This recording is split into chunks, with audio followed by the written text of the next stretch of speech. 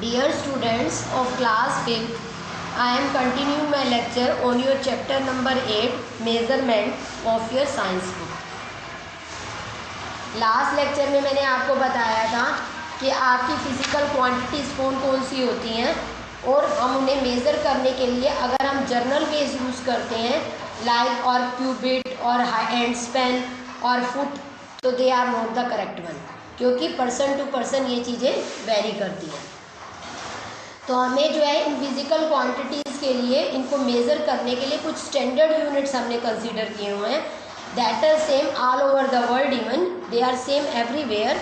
तो हम उन्हें यूज़ करते हैं to measure the length, to measure the mass, to measure the capacity, to measure the time and to measure the temperature. अब इन्हें हम वन बाय वन समझेंगे। ओके, तो first is measurement of length.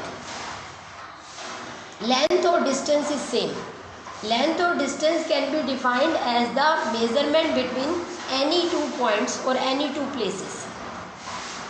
ठीक है, तो लेंथ और distance किसको बोलते हैं?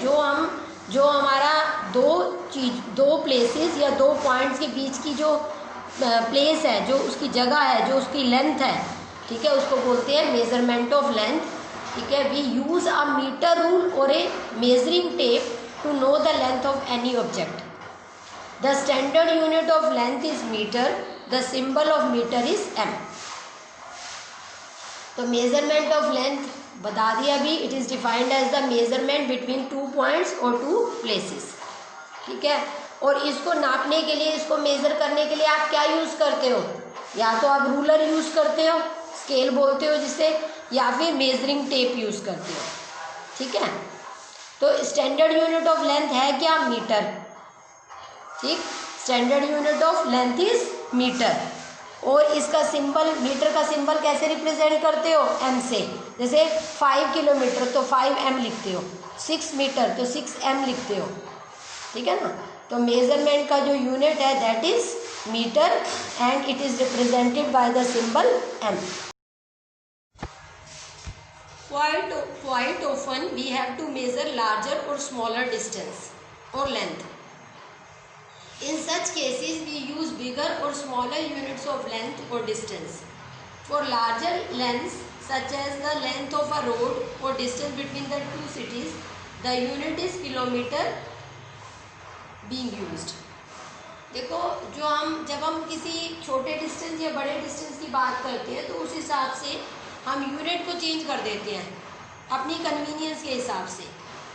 मीटर हमारा स्टैंडर्ड यूनिट है, नो डाउट, बट अगर हम distance between the two cities या फिर लेंथ ऑफ द रोड को मीटर में नापेंगे तो वो बहुत ही बड़ा नंबर आ जाएगा, तो इसीलिए हम उसके लिए किलोमीटर यूज़ कर लेते हैं। Kilometre is the bigger unit of length. ठीक है, और अगर स्मॉलर की ज़रूरत होती है, जैसे आपको अपनी बुक की लेंथ मेज़र करनी है, टेबल की लेंथ मेज़र करनी है, तो आप सेंटीमीटर में भी मेज़र कर सकते हो। तो छोटी लेंथ मेज़र करनी है, बड़ी लेंथ मेज़र करनी है, ठीक है, उस हिसाब से हम यूनिट्स को बदल भी सकते हैं, but standard unit is always centimetre is a convenient unit for measuring short length like pencil length and width of your science book. जैसे अभी मैंने आपको बता दिया कि सेंटीमीटर जो है वो आपका बेटर कन्वीनियंट मेथड होगा, वो आपके लिए ज़्यादा सही रहेगा। क्यों? क्योंकि आपकी जो लेंथ ऑफ द बुक होती है या पेंसिल की लेंथ होती है वो बहुत छोटी होती है, वो मीटर में मेज़र नहीं हो सकती। ठीक है, तो उसके लिए हम सेंटीमीटर यूज़ कर लेते हैं, आपकी स्केल पे सेंटीमीटर दिखाए होते हैं। ठीक है, और उससे भी छोटा यूनिट है मिलीमीटर। ठीक है, उससे भी छोटा यूनिट है मिलीमीटर। जैसे आपने थिकनेस ऑफ कॉइन को लेना है, ठीक है, किसी कॉइन की थिकनेस को मेज़र करना है या किसी वायर के डायमीटर को लेना है, तो उसके लिए सेंटीमीटर भी बड़ा यूनिट हो जाएगा, तो उसके लिए और छोटा यूनिट चाहिए दैट इज़ मिलीमीटर। तो इस तरह से डिपेंडिंग अपॉन हमने किस चीज़ को मेज़र करना है, हम उस हिसाब से ही अपने यूनिट को सिलेक्ट। अब देखो, इस डायग्राम में आपको क्या दिखाया है? उस स्लाइड में मेजरिंग टेप दिखाई हुई है, मीटर रूल दिखाया हुआ है, रूलर दिखाया हुआ है। तो इन चीज़ों से आप बड़ी इजीली लेंथ को मेज़र कर सकते हो और अपने यूनिट को भी इवन चूज़ कर सकते हो। ओके। क्या रिलेशन होता है between the different units of length? What is the relation?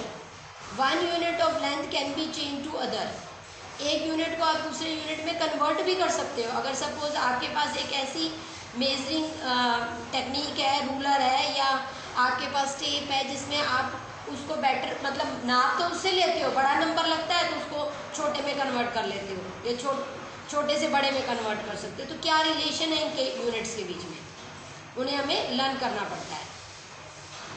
1 metre equal to 10 decimetre, 1 metre equal to 100 centimetre, 1 metre equal to 1000 millimetre and 1000 metre equal to 1 kilometre. 1 kilometre में 1000 metre होते हैं। Actual में क्या है, हमने इन सबको मीटर की terms में इसीलिए लिखा है because metre is your standard unit of length. Standard unit तो हमारे पास लेंथ का कौन सा है, मीटर है। तो हम छोटे यूनिट को बड़े यूनिट में या बड़े यूनिट को छोटे यूनिट में कन्वर्ट करने के लिए किस तरह से कन्वर्जन्स यूज़ करते हैं, ये हमारा कन्वर्जन के लिए हमारा एक रिलेशन है। 1 मीटर में 10 डेसीमीटर का होना, 1 मीटर में 100 सेंटीमीटर, 1 मीटर में 1000 मिलीमीटर, और 1000 मीटर 1 किलोमीटर के इक्वल होता है, क्योंकि मीटर डेसीमीटर सेंटीमीटर और मिलीमीटर से तो बड़ा यूनिट है, लेकिन किलोमीटर से मीटर छोटा यूनिट है। ओके, और ये कन्वर्जन्स हम आपको सिखाते हैं, मैथ्स में भी सिखाते हैं। ओके,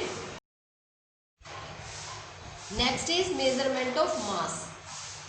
ठीक है, mass is defined as the quantity of matter contained in a body. एक बॉडी के अंदर कितना मैटर कंटेंट है, कितनी क्वांटिटी ऑफ मैटर है, उसे बोलते हैं mass. It gives us the idea about the heaviness और लाइटनेस ऑफ एन ऑब्जेक्ट। ये हमें ये बताता है कि बॉडी कितनी हैवी है, ये कितनी लाइट है। ठीक है, बॉडी कितनी हैवी है, ये कितनी लाइट है, उस हिसाब से हम बताते हैं, जिस हिसाब से उसका मास होता है। मास कम होने का मतलब क्या है, लाइटर बॉडी। मास ज़्यादा होने का मतलब क्या है, हैवियर बॉडी। और standard unit of measuring mass is kilogram. हम मास को मेज़र किस यूनिट में करते हैं बेटा, किलोग्राम में मेज़र करते हैं। ठीक है, smaller mass such as mass of coins is measured in grams, another unit of mass is milligram. अगर मैं मास के और यूनिट्स की बात करूं, जैसे कॉइन के मास को आप केजी में मेज़र करोगे तो थोड़ी डिफ़िकल्टी आएगी, क्योंकि केजी एक बड़ा यूनिट है। तो हम उसको ग्राम में मेज़र करते हैं, क्योंकि एक बहुत ही लाइट बॉडी है। कॉइन का मास कितना होगा, और उससे भी छोटा यूनिट है मास का, वो है मिलीग्राम। तो KG, gram and milligram are the units of mass, but the standard unit is kilogram.